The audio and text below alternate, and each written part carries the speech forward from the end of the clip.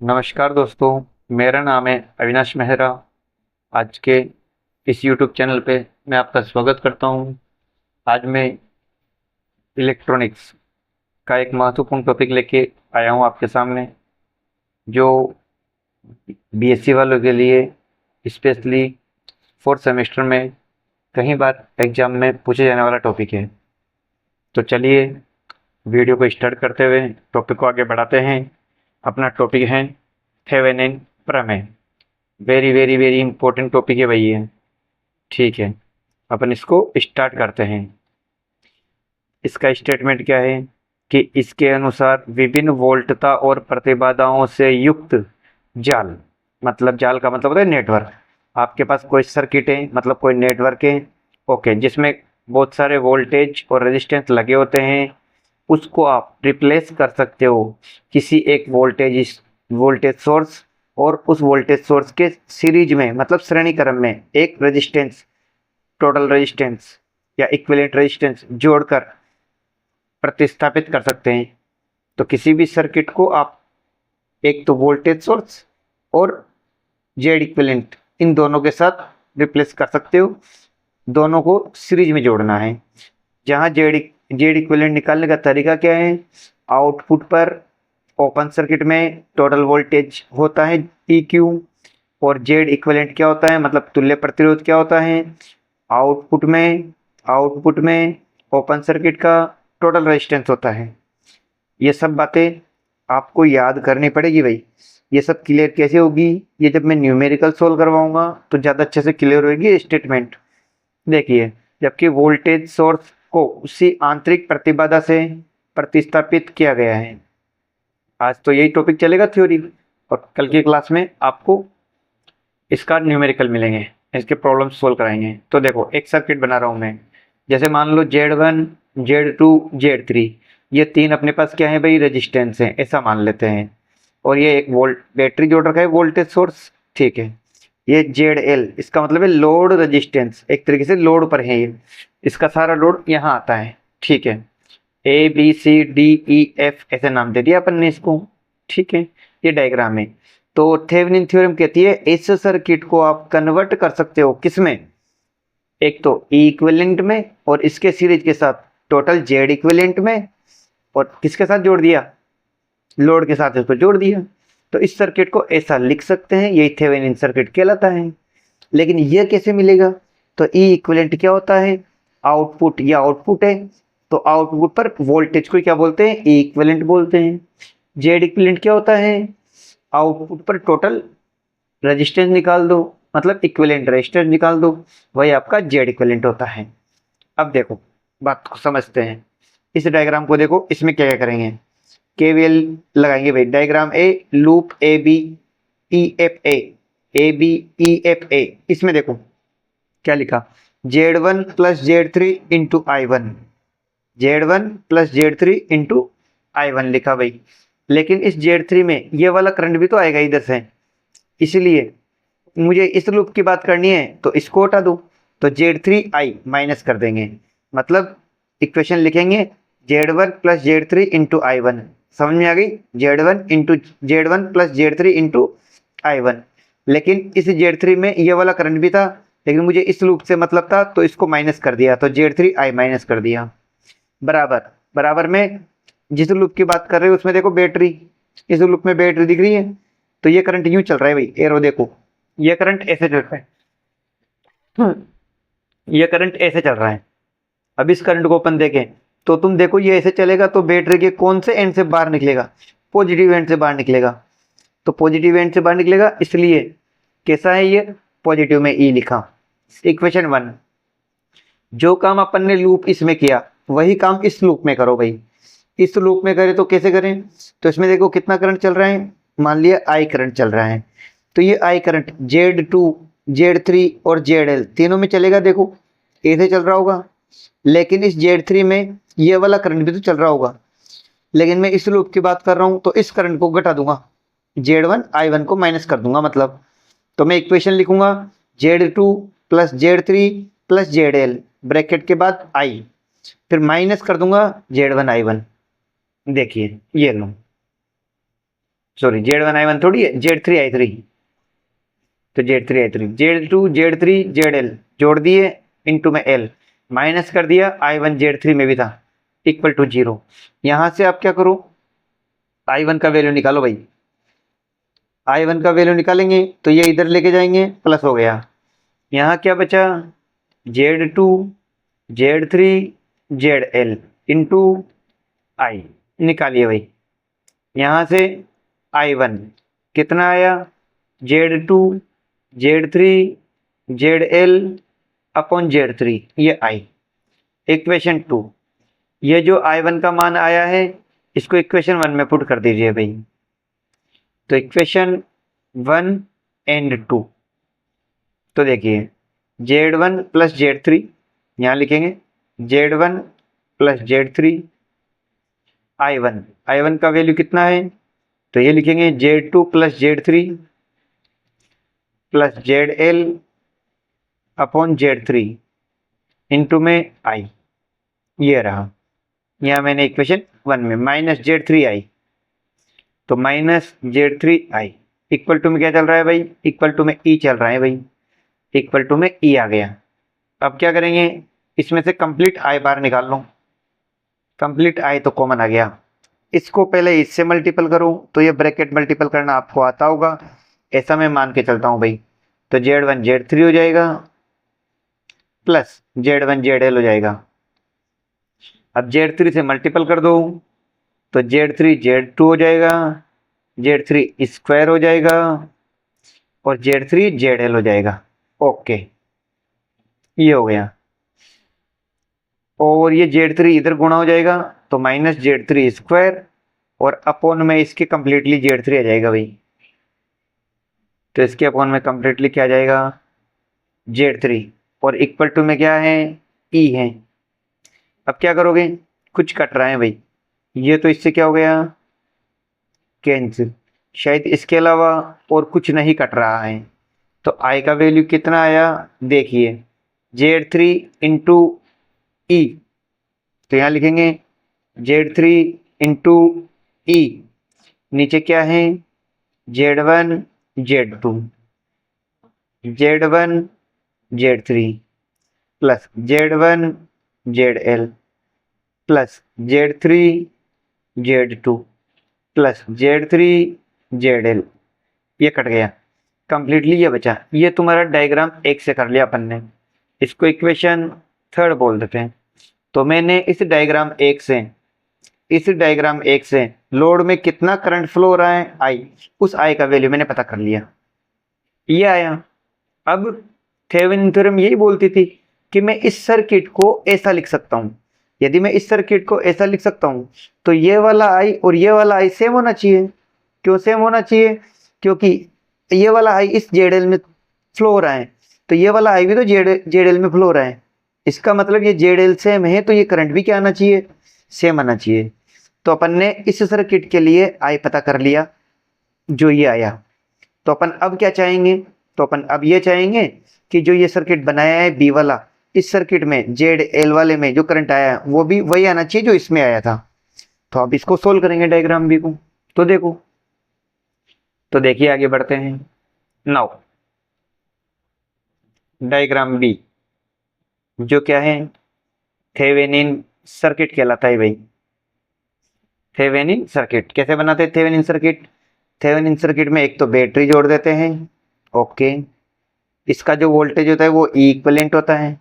दूसरा, इसके श्रेणी क्रम में देखो, बैटरी के श्रेणी क्रम में क्या जोड़ देते हैं, एक रेजिस्टेंस जोड़ते हैं, मतलब तुल्य प्रतिरोध जोड़ते हैं, तो जेड इक्विवेलेंट हो गया। ओके, किसके साथ जोड़ते हैं, ये लोड के साथ, तो लोड प्रतिरोध बोल दो, तो लोड के साथ जोड़ देते हैं, ये जोड़ दिया अपन ने लोड के साथ, है ना। ये जेड प्रतिरोध की तरह काम करता है, यूँ समझ लो, ये ZL हो गया, ये इंपेडेंस होता है वैसे तो, है ना, और इसमें करंट I। अब मुझे ये वैल्यू निकालनी पड़ेगी, मतलब तो ये वैल्यू बताओ तुम, मुझे I निकालना है, तो I इज इक्वल टू क्या होता है, Ohm's law, I is equal to V upon R, तो V कितना है यहाँ, E इक्विवेलेंट, R कितना है यहाँ बताओ, ये दोनों R का तो काम कर रहे हैं, तो सीरीज में टोटल R क्या होता है सीरीज में टोटल आर होता है, इनको ऐड कर दो बस। तो ये ऐड कर देंगे। ये इक्वेशन कौन सी थी भाई, अपने पास ऊपर 3 नंबर हो गई थी, अब 4 नंबर आएगी। ये इक्वेशन 4 नंबर हो गई। अब मुझे इन दोनों की वैल्यू निकाल कर यहाँ रख देंगे और सोल्व करके देखेंगे कि इक्वेशन 3 से मैच करती है नहीं करती। यदि करती है तो थेवेनिन थ्योरम क्या हो जाएगी, प्रूफ हो जाएगी। तो नाउ सबसे पहले क्या निकालेंगे, ई इक्विवेलेंट के लिए सबसे पहले मुझे ई इक्विवेलेंट निकालना पड़ेगा। तो ई इक्विवेलेंट क्या होता है, सर्किट में देखो ये थ्योरी लिखाई थी, देखो थ्योरी में क्या लिखा, यहाँ लिखा हुआ है जहां ई इक्विवेलेंट क्या होता है, ई इक्विवेलेंट जो अपना आउटपुट होता है उस आउटपुट के सिरों पर ओपन सर्किट में टोटल वोल्टेज होती है। मतलब सबसे पहली बात है लोड को हटा दो, खुला परिपथ करने का मतलब है लोड को तो हटा दो, हटा दिया। हटाने के बाद वोल्टेज देखना है अपने को, वहां पर कितना वोल्टेज आता है। तो मैं क्या करूंगा, वापस डायग्राम बना रहा हूं, देखो ये अपना ई इक्विवेलेंट, यहाँ भाई ई इक्विवेलेंट था, ये तुम्हारा ई इक्विवेलेंट था। यहाँ क्या था, जेड ई क्यों आएगा, तो ये तो यहां से थोड़ी होगा, सॉरी इसको देखो, ये जो सर्किट था उससे होगा, तुम्हारा ऐसे था ये, यहां तो था तुम्हारा Z1, कितना था Z1, ओके, यहां था Z3 और यहां था Z2। और ये देखो मैंने किसको हटा दिया भाई, यहां से किसको हटा दिया, ये ओपन कर दिया, इसको बोलते हैं ओपन सर्किट। तो यहाँ लोड प्रतिरोध था ना, यहाँ पर मैंने क्या कर दिया, ये ओपन सर्किट कर दिया। तो निर्गत, निर्गत मतलब आउटपुट, तो आउटपुट पर खुले परिपथ मतलब इसको ओपन कर दिया। खुले परिपथ में क्या बताना है, वोल्टेज। तो इसके सिरों पर वोल्टेज, ये होता है मेरा ई इक्विवेलेंट। तो इसका वैल्यू निकालना है। तो तुम देखो ये वोल्टेज इसके पैरेलल है, इसका मतलब ई इक्विवेलेंट का जो वैल्यू आएगा, ई इक्विवेलेंट का जो वैल्यू आएगा ये अपने ई है ना, ये अपना ई है भाई, ओके। तो जो ई इक्विवेलेंट का वैल्यू आएगा वो इसके सिरों पर वोल्टेज आएगा और इसके सिरों पर जो वोल्टेज होगा वही आपका ई इक्विवेलेंट बनाएगा। तो यहाँ वोल्टेज कैसे निकालें, तो यहाँ वोल्टेज कैसे निकालें उस बात को समझना है। तो क्या करेंगे बताओ, तो इसमें करंट अपन कितना मान लें, जैसे कि अपन इसमें करंट कंसीडर करें, ठीक है।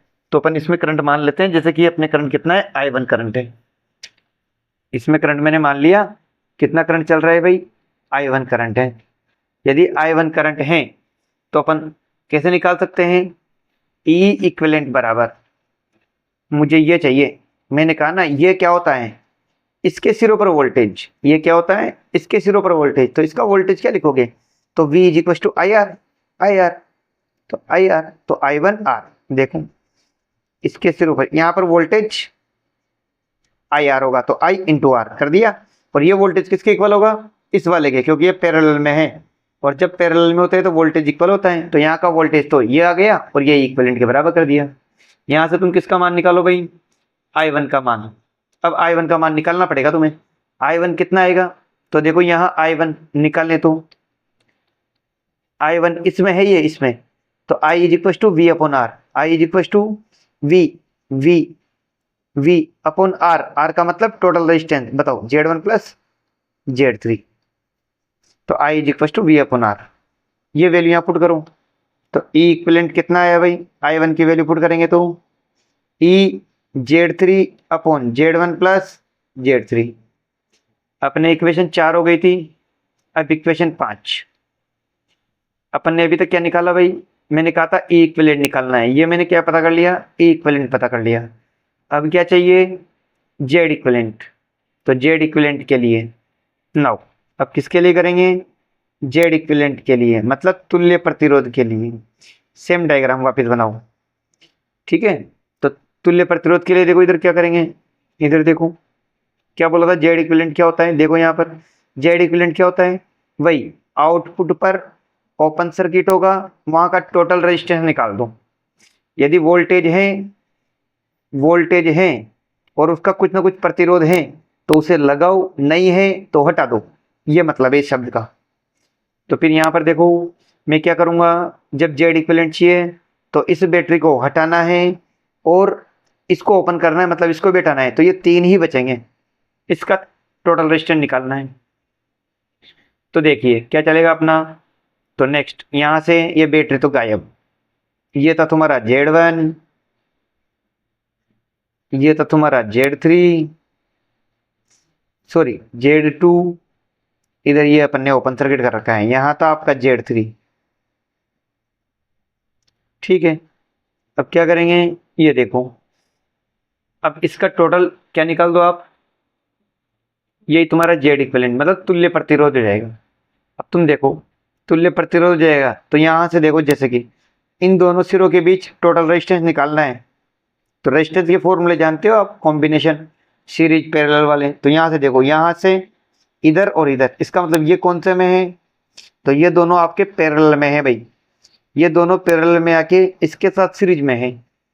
तो यहाँ जेड इक्विवेलेंट जो बनेगा Z2 के साथ सीरीज में है, इसलिए डायरेक्ट जुड़ेगा। तो Z2 के साथ यह पैरेलल में है। जब दो जने पैरेलल में होते हैं रेजिस्टेंस, तो दोनों का मल्टीपल अपॉन दोनों का सम आता है। ठीक है, ये जेड इक्विवेलेंट का आपका क्या हो गया, वैल्यू हो गया। अब क्या करें, इसको थोड़ा सा सही कर लें। तो क्या करें भाई, Z1 Z2 Z3 Z2 plus Z1 Z3 upon Z1 plus Z2। समझ गए होंगे, एलसीएम ले लिया मैंने, ज़्यादा कुछ नहीं किया।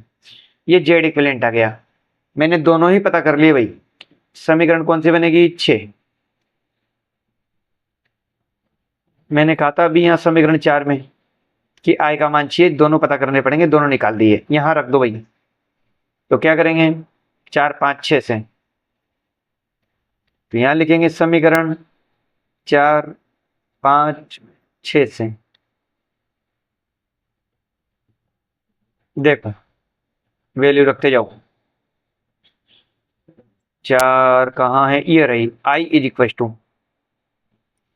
क्या है, I is equal to E equivalent upon Z equivalent plus Z L, ये है अपना। तो बताओ ई इक्विवेलेंट का वैल्यू कितना आया, ये रहा जेड ई three upon Z1 plus Z3। क्या वैल्यू है, Z3 ई upon Z1 plus Z3 upon में जेड इक्विवेलेंट कितना है भाई, ये रहा Z equivalent, Z1 Z2 Z1 Z3 Z2 Z3 Z1 Z2 Z2 Z3 Z1 Z3 upon में क्या चल रहा है भाई इसके, Z1 plus Z2 Z1 plus Z2 और प्लस में क्या है ZL। ये देखो भाई, ये अपन ने इसको देख लो, दोनों की वैल्यू पुट कर दी। इसको सोल्व करो तो आई इज इक्वल टू ऊपर क्या बचेगा, Z3 ई अपॉन में Z1 प्लस Z3 अपॉन में आ जाओ भाई, इसको सोल्व करो जल्दी से। तो Z1 Z2 Z2 Z3 Z1 Z3 ZL से दोनों को मल्टीपल कर दो, Z1 ZL Z2 ZL upon में कितना है भाई, इस सभी के अपॉन में कितना है,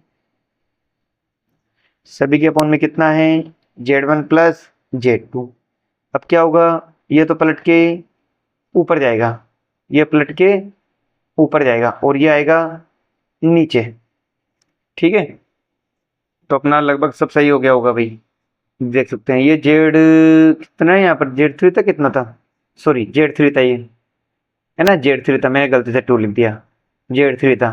तो यहाँ भी Z3 आएगा, तो ये सही मल्टीपल होना चाहिए, Z1 ZL Z3 ZL। यहाँ भी ये है भाई, ये क्या हो गया, कैंसिल आउट, क्या बच गया, I is equal to E Z3 upon Z1 Z2 Z2 Z3 Z1 Z3 Z1 ZL। देखते जाए, यही लिख रहा हूं मैं, Z3 ZL।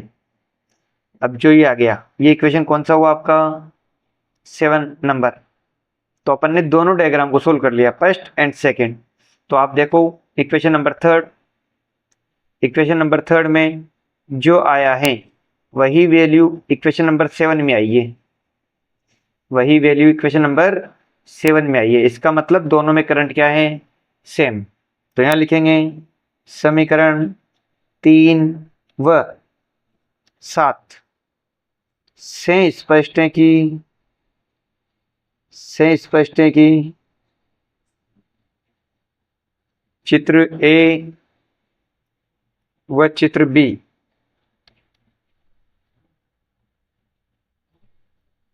एक ही डायग्राम को प्रदर्शित करते हैं।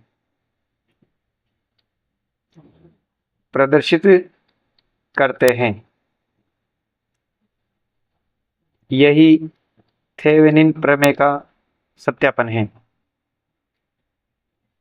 थेवेनिन प्रमेय का सत्यापन है। ठीक है भाई, अपन अगली क्लास में, अगली वीडियो में मिलते हैं, जिसमें अपन थेवेनिन थ्योरम से रिलेटेड कुछ न्यूमेरिकल्स करेंगे। बहुत ही अच्छे होते हैं और बहुत ही सिंपल होते हैं, तुम्हारे एग्जाम में भी कई बार पूछे जाते हैं। ठीक है, कई बार पूछे जाते हैं वो एग्जाम्पल में। ठीक है, आज का वीडियो अच्छा लगा हो तो हमारे चैनल को लाइक एंड सब्सक्राइब करें। बहुत बहुत धन्यवाद।